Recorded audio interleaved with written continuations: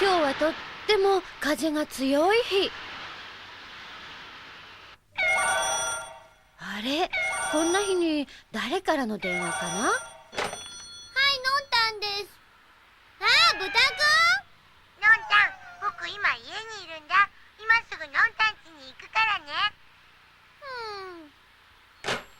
うわあ！豚くん。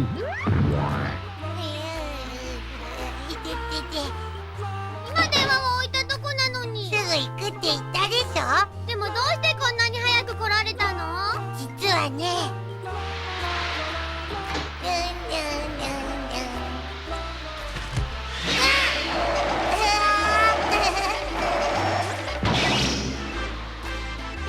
豚くん頭いい。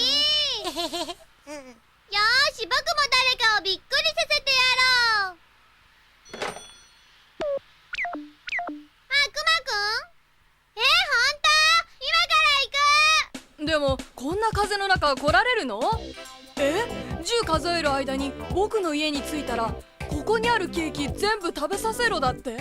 そんなに早く着くわけないじゃない。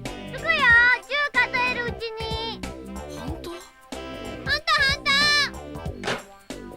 じゃあ豚くん、僕がくまくんの家に着いたら電話するからここで待ってて。いいよ。これでケーキは僕の独り占め。待っててね。うわー、こりゃ早いや。うわー、もう着いちゃった、くまくん。あれ、のんたんもう来たの？